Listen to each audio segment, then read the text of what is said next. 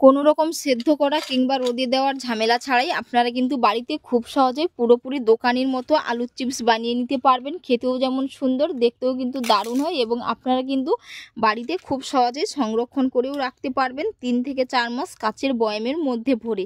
তো এর জন্য পুরো রেসিপি দেখতে থাকুন, আশা করি আপনাদের খুবই ভালো লাগবে। এবং চ্যানেলে নতুন বন্ধু হয়ে থাকলে অবশ্যই চ্যানেলটিকে লাইক শেয়ার ও সাবস্ক্রাইব করে নেওয়ার অনুরোধ থাকলো।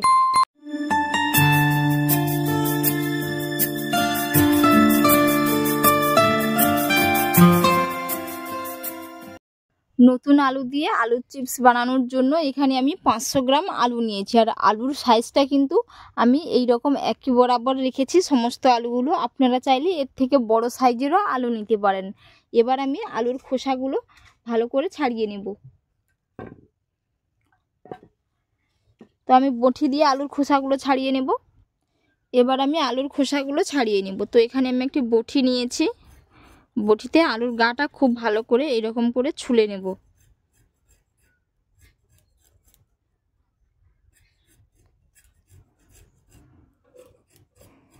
এরকম করে আলুগুলো সমস্ত ছুলে নেব। তো বন্ধুরা, আজকের আলু চিপস কিন্তু আমি একেবারেই আপনাদের সহজভাবে বানিয়ে দেখাবো, আর একেবারেই অল্প টাইমে, কোনো রকম রোদে দেওয়ার ঝামেলা কিংবা সেদ্ধ করার ঝামেলা ছাড়াই কিন্তু আপনারা বানিয়ে নিতে পারবেন। তো এবার এই যে আলুটা আমি একেবারেই পাতলা পাতলা করে কেটে নেব। আপনাদের কাছে যদি গ্রেটার থাকে আপনারা কিন্তু গ্রেটারেও এইরকম করে মাঝ বরাবর কেটে নিতে পারবেন। এইরকম করে বড় সাইজের আলু নিলে কিন্তু খুবই ভালো হয়, চিপসগুলো বড় বড় হয়। এইরকম করে পাতলা পাতলা করে আমি কিন্তু কেটে নেব সমস্ত আলুগুলো।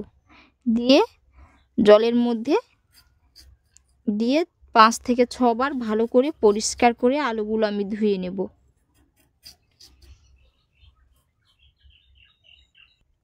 জল পাল্টে পাল্টে 5 থেকে 6 বার আলুগুলো কিন্তু খুব ভালো করে আমি ধুয়ে নিয়েছি। আর আলুগুলো ধোয়ার পরে কত সুন্দর একেবারে সাদা ধপধপ করছে। এবার আমি এগুলো ছেঁকে নেব। বন্ধুরা, আরেকটি কথা, তো এই আলুর মধ্যে কিন্তু কোনো পরিমাণে লবণ মাখানো যাবে না। লবণ মাখালে কিন্তু চিপস আর হবে না, ওগুলো আলু ভাজাতে পরিণত হয়ে যাবে। তো কোনো রকম লবণ না মাখিয়ে এগুলো খোলা হাওয়াতে শুকিয়ে নিতে হবে, যাতে এর গায়ের জলটা না থাকে। এরকম আমি একটি ঝাঁঝরি বেলা নিয়েছি, এর মধ্যে আমি আলুগুলো ছেঁকে তুলে নেব, দিয়ে এর জলটা ঝরিয়ে নেব। আলুগুলো ছেঁকে তুলে নিয়েছি, এবার এটাকে আমি খুব ভালো করে জল ঝরিয়ে নেব। আর বন্ধুরা, যাদের কাছে এরকম ঝাঁঝরি বেলা নেই তারা কিন্তু স্ট্রেনারের দ্বারাইও জলটা ছেঁকে নিতে পারেন। এবার এইদিকে আমি একটি কুলো নিয়েছি, কুলোর উপরে একটা সুতির পরিষ্কার গামছা পেতে নিয়েছি। আপনারা চাইলে সুতির কোনো কাপড়ও পেতে নিতে পারেন। এবার আমি জল ঝরিয়ে রাখা আলুগুলো এক এক করে গামছার মধ্যে মেলে নেব। এইরকম করে এক একটি করে এরকম করে এক এক করে মেলে নেব।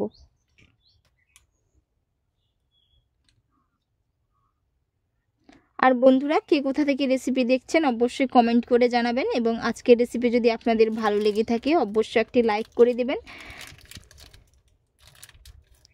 এরকম করে কিন্তু আপনারা বাড়িতে খুব সহজে পুরো একেবারেই দোকানের মতো আলুর চিপস বানিয়ে নিতে পারবেন। একবার বাড়িতে বানিয়ে নিলে দোকানে যেতে মন চাইবে না, বাড়িতে বারবার বানিয়ে খেতে ইচ্ছে করবে।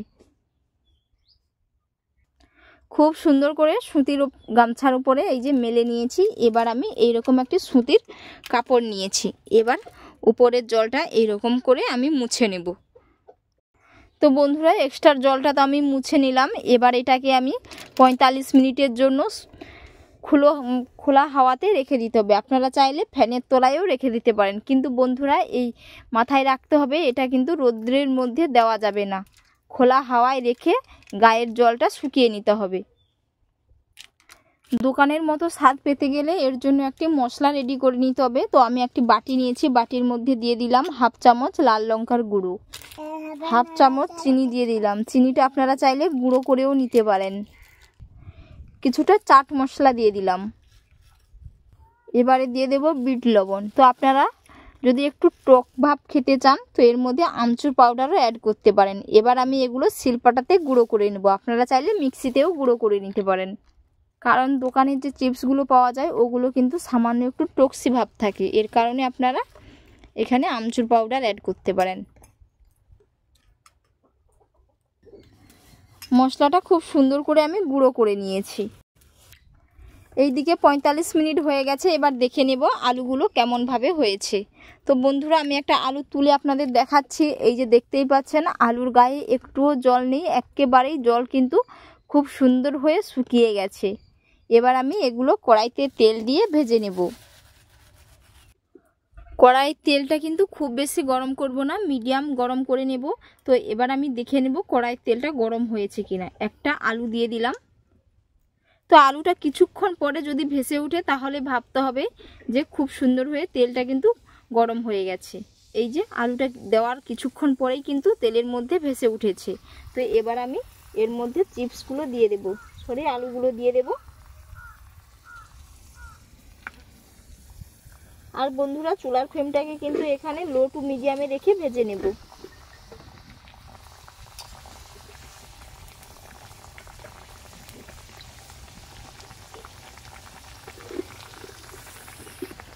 আলুগুলো দেওয়ার পরে কিন্তু এইরকম বুদবুদ করে উঠতে থাকবে তেলটা।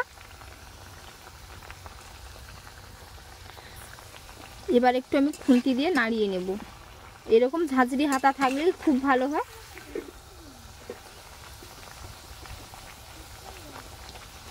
আস্তে আস্তে করে কিন্তু আলুর চিপসগুলো তেলের মধ্যে ভাজতে শুরু করেছে। এই যে তো বন্ধুরা এখনো কিন্তু চিপসগুলো ভাজা হয়নি, কারণ এই যে এর থেকে বুদবুদ করে তেল উঠতেই আছে, দেখতেই পাচ্ছেন। তো আমি কিন্তু চিপসগুলো একটু লাল লাল করে ভেজে নেব। তো বন্ধুরা আলুগুলো কিন্তু বুদবুদ ওঠা বন্ধ হয়ে গেছে। এই যে চিপসের মধ্যে থেকে আলুর থেকে এই যে বুদবুদ ওঠা বন্ধ হয়ে গেছে। খুবই কিন্তু মুচমুচে হয়েছে। আমরা কিন্তু এই অবস্থায় তুলে নিই।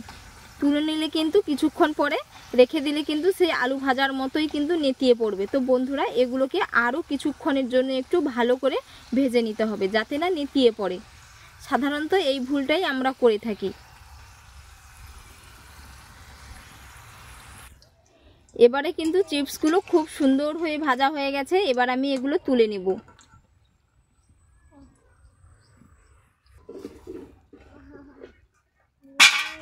আওয়াজটা শুনেই বুঝতে পেরেছেন বন্ধুরা কত সুন্দর হয়ে কিন্তু চিপসগুলো মুচমুচে হয়েছে।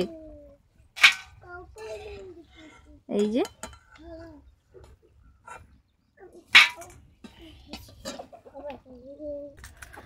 আবারও বাকিগুলো ঠিক একই রকম ভাবে ভেজে নেব। এদিকে এই চিপসগুলো ভাজা হয়ে গেছে খুব সুন্দর হয়ে। এবার আমি এগুলো তুলে নেব। এইদিকে প্রথম ব্যাচের চিপসগুলো কিন্তু ভেজে আমি একেবারেই ঠান্ডা করে নিয়েছি। আর বন্ধুরা ভেজে কিন্তু ঠান্ডা করে নিতে হবে, তারপর এর মধ্যে মশলা অ্যাড করে নিতে হবে। যেই মশলাটা আমি রেডি করেছিলাম ওই মশলা এর মধ্যে আমি অ্যাড করে নেব।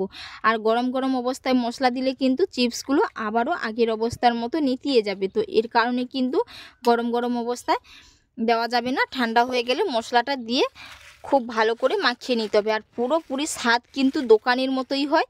তো আপনারা পুরো রেসিপি দেখার জন্য আপনাদের অসংখ্য অসংখ্য ধন্যবাদ থাকলো। আপনাদের সাথে নেক্সট অন্য একটি রেসিপিতে দেখা হচ্ছে। আপনারা ভালো থাকবেন, সুস্থ থাকবেন।